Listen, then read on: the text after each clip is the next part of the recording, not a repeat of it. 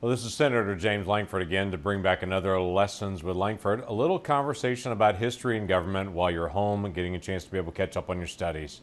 I know it's near the end of the school year. For some of you, it's right at the end of the school year. So I thought I would cover something that's foundational to who we are as a country.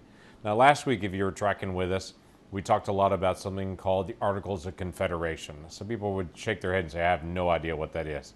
Well, in 1776, when we started the Revolutionary War with the Declaration of Independence and said we are going to be a separate country, immediately everyone said, what kind of country are we going to be? Well, there's 13 colonies. We knew we wanted to be connected to each other, but people were really afraid of big government at that time. They wanted to be able to make sure there's not a big controlling faraway government like what we had with England. And so the 13 colonies created something called the Articles of Confederation. That was each state at that time. They were going to all have their own functioning government, and they had a very loose connection to each other. So if the central government said we have to pay our war debts, they would basically write letters to all the states and would say, send us some money, some tax money, which quite frankly, the states all said, no, thank you. Somebody else needs to be able to pay for this. And so it was difficult to run a central government and to run quite frankly, the military and to be able to have any kind of organization from state to state in any kind of trade. So in 1787, a group of folks met together from all the states and said, let's look again at the Articles of Confederation and see if we can fix them. Instead, they came out with a brand new document, which we call the United States Constitution. It was a different idea. It was to have a slightly stronger central government that would manage things like trade with other countries, negotiating with other countries, trade between the states, and would have some power to be able to tax as well, so they could pay off their war debts and to be able to maintain a military.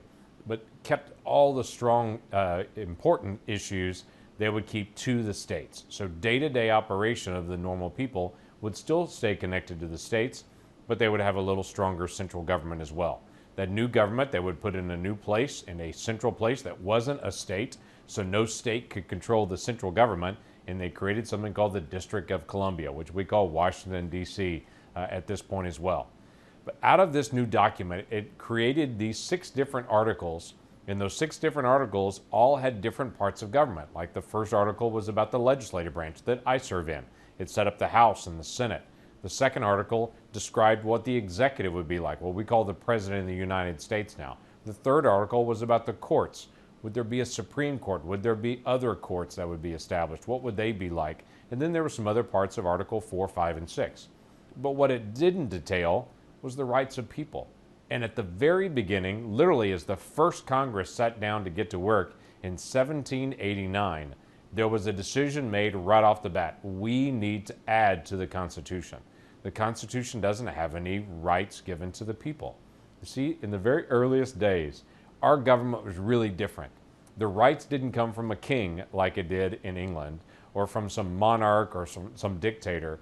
The rights we believed in 1776 that we wrote into our Declaration of Independence, our rights came from God and were held by the people, and the people held their government accountable.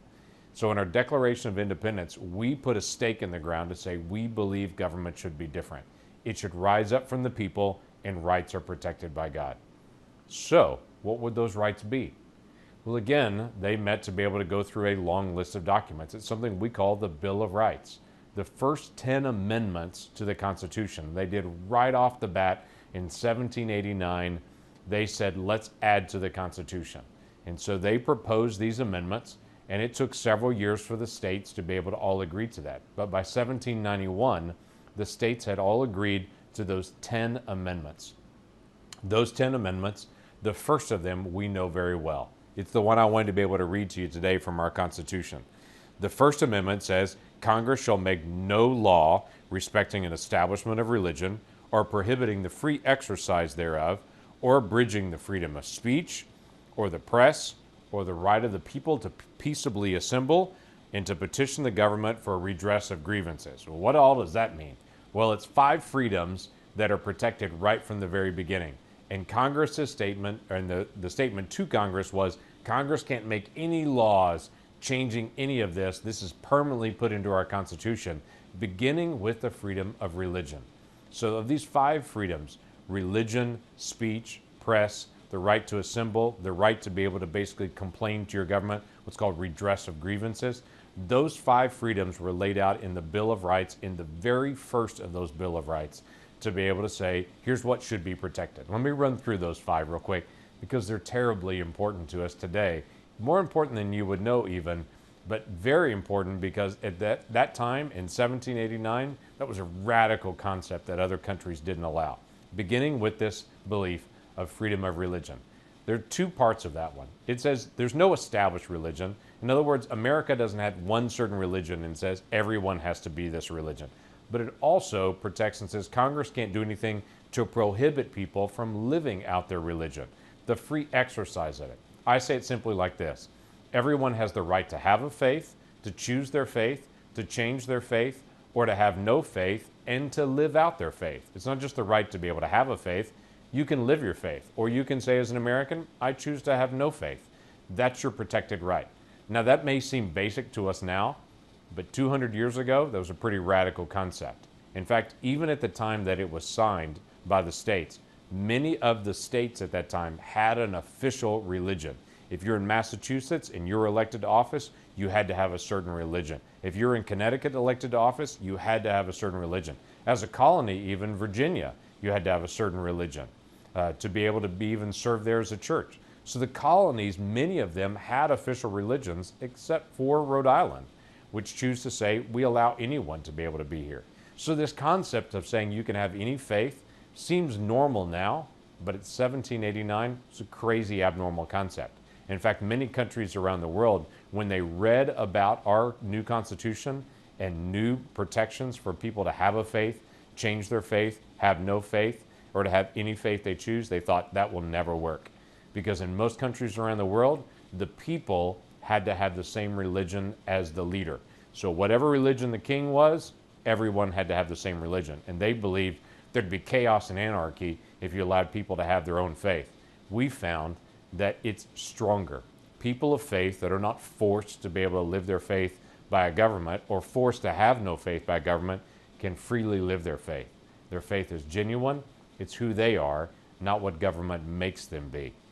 Our country protects those who have faith to be able to live their faith, or for people that choose not to have faith to not have to be accused of being not a good American because they choose to have no faith. That's their right. Have a faith, live their faith, change their faith, or to be able to have no faith at all. That's your right as an American, and that's put into the United States Constitution in the very First Amendment.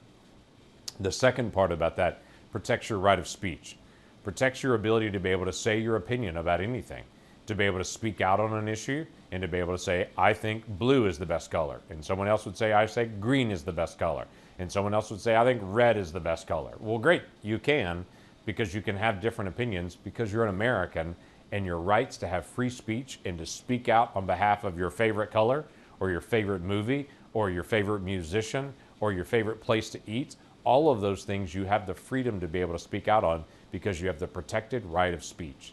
Now again, we think that may be a crazy concept because we live in it now and we say, of course you have the protected right to speech. But many countries around the world that are socialist or that are communist, if you speak out against the government, if you share an opinion that the government doesn't agree with, the government can come arrest you or can arrest your parents or can keep you from getting a job or from keep you from getting an education. Because in communist governments and socialist governments, if you disagree with the government, they can come silence you because they would say, nope, you can't disagree with us. You may have an opinion that's different about speech, but you have to keep it to yourself. That's not what we are as Americans. As Americans, we can speak out freely on that because we have a protected right to free speech. And then there's the freedom of the press. The freedom of the press is the ability for any writer in any newspaper, in television news, or for whatever news source may be out there online to be able to have the free opportunity to be able to write the story. Well, why is that such a big deal? Well, the founders wanted to be able to make sure that there was a group of people that were holding the government to account, that were writing about things that the government was doing. And so the government would be what's called transparent. People could see into government. And if there was a free press that didn't work for the government, but could speak anything that they wanted to about government, then people could know what was going on in their government. And people could know what's going on in another town. Again, in communist countries, in socialist countries, the government goes into a newspaper or to a press or to someone that does online news or social news, if they don't agree with that, they'll close them down, they'll shut them out, they'll not allow them to speak about those issues, they'll shut off their website and say they can't actually do that because they're blocking them out and saying, you can't disagree with government, or we'll only allow you to disagree a little with government. Otherwise, we'll shut you down, or it will keep you from getting a job or getting an education or having any kind of income, or we'll pick you up and just move you, and you can't do that anymore. A free press is important to us. Now, lots of people complain about the press now. People will say there's fake news and there's all kinds of things. I get that, and not everyone in the press gets it right. There are many times that people in the press get it wrong, but guess what? When someone in the press gets it wrong, somebody else in a different news organization can report on how the other news organization got it wrong, because we have a free press. People can speak out, not only what they choose to, but people that are in media and in the news media, they can speak out on those issues as well. Then our fourth issue, we've got freedom of religion, freedom of speech, freedom of the press, and the fourth one's interesting. It's the right to peaceably assemble. When you have the right to peaceably assemble, that means you can gather together and you can say what you choose to be able to do. Now, in this time of COVID-19, it's odd. We're being asked by government, don't gather together in groups.